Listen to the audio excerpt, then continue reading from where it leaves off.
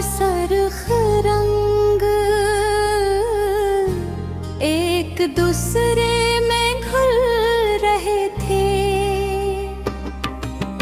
दूर दूर तक फैले पहाड़ रोशनी के आखिरी लम्स से चमक रहे थे। खरा ठंडी थी, बादल हंसता हंसता चोटियों गिर गिर्द सफर कर रहे थे। मैं एक बुलंद पहाड़ की चोटी पर खड़ा इस अजीम मंजर को देख रहा था। नीचे पूरी वादी फैली हुई थी। दरख्त, नदी, रास्ते और छोटे छोटे घर सब एक तस्वीर की तरह दिखाई दे रहे थे। इस बुलंदी पर खड़े होकर दुनिया मुख्तलिफ लगती है। वो मसाइल जो नीचे बहुत बड़े महसूस होते हैं, यहाँ से छोटे दिखाई देते हैं। वो फकरी जो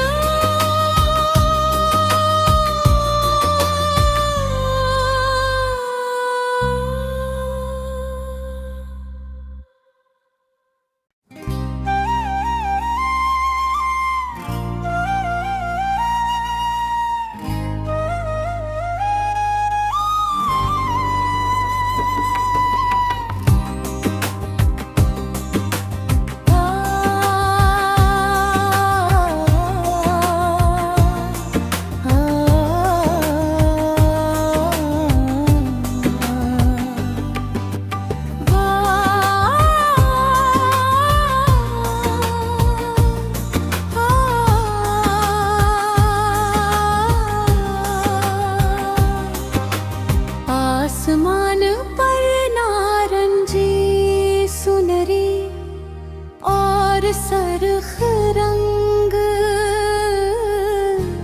एक दूसरे में घुल रहे थे। दूर दूर तक फैले पहाड़ रोशनी के आखिरी लम्स से चमक रहे थे। खरा ठंडी थी, बादल हंसता हंसता चोटियों गिर गिर्द सफर कर रहे थे। मैं एक बुलंद पहाड़ की चोटी पर खड़ा इस अजीम मंजर को देख रहा था। नीचे पूरी वादी फैली हुई थी। दरख्त, नदी, रास्ते और छोटे छोटे घर सब एक तस्वीर की तरह दिखाई दे रहे थे। इस बुलंदी पर खड़े होकर दुनिया मुख्तलिफ लगती है।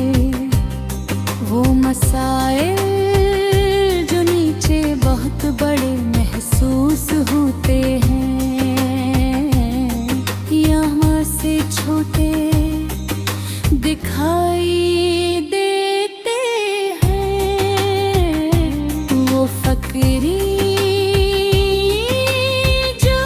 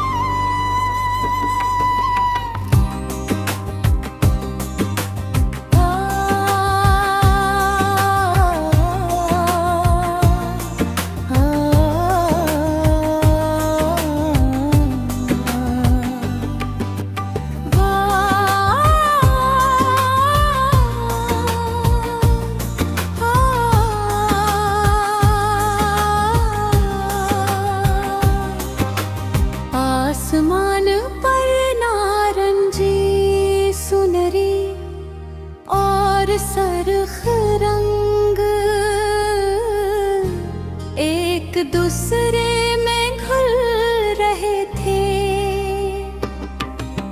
दूर दूर तक फैले पहाड़, रोशनी के आखिरी लम्स से चमक रहे थे। खरा ठंडी थी, बादल हंसता हंसता चोटियों गिर दिल सफर कर रहे थे। मैं एक बुलंद पहाड़ की चोटी पर खड़ा इस अजीम मंजर को देख रहा था। नीचे पूरी वादी फैली हुई थी। दरख्त, नदी, रास्ते और छोटे छोटे घर, सब एक तस्वीर की तरह दिखाई दे रहे थे। इस बुलंदी पर खड़े होकर दुनिया मुख्तलिफ लगती है। वो मसाइल जो नीचे बहुत बड़े महसूस होते हैं, यहाँ से छोटे दिखाई देते हैं। वो फकरी जो